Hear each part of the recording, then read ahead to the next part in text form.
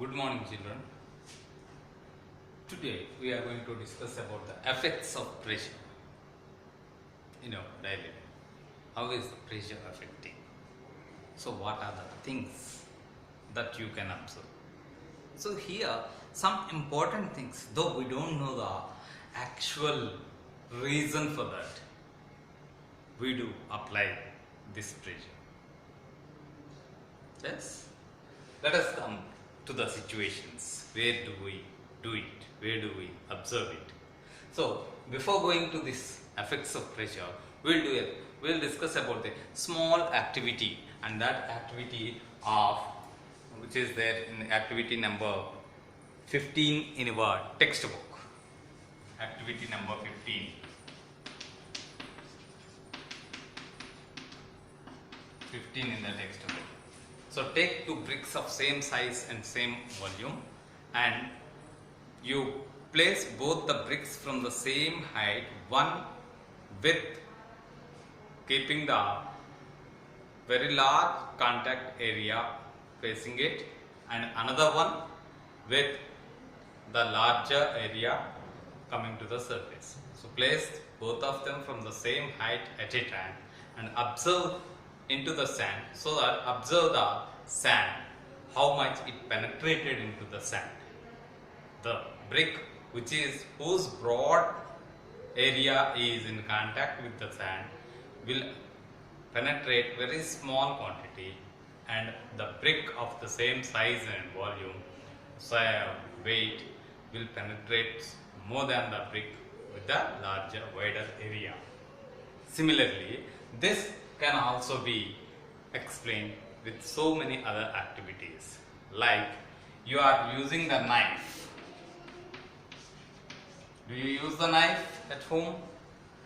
Yes, the knife have, generally, I am not a good artist, so you can go for it, and this is your hand. So this is the sharp edge, and this is the blunt edge. So do you cut your vegetables with the sharp edge or the blunt edge?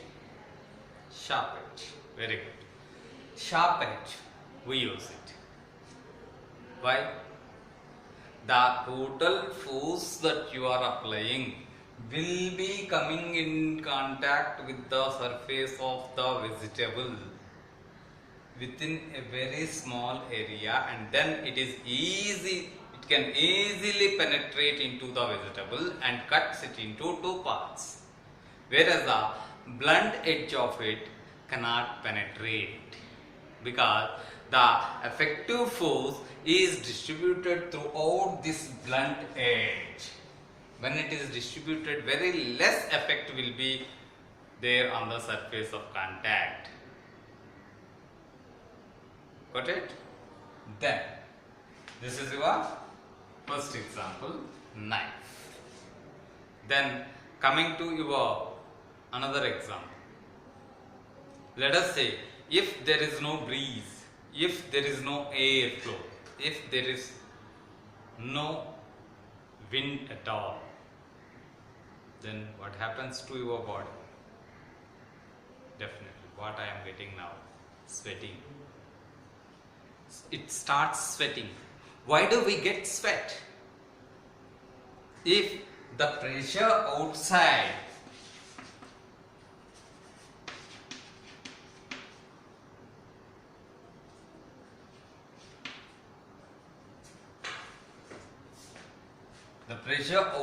the body is less than the pressure inside our body, then the water in the body will be coming out through the small holes available on your skin. So sweating out is another effect of the pressure. You might have observed, you might have seen that some people going in the flights may get a vomiting sensation, or they may get blood through their nostrils. Do you know the impact, why it is?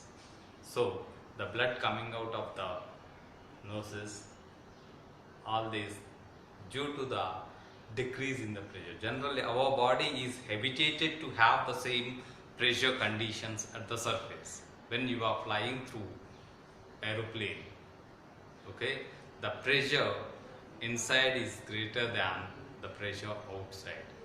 Automatically, the body fluids will be coming out through the all possible ways, and therefore you will get the blood through your noses.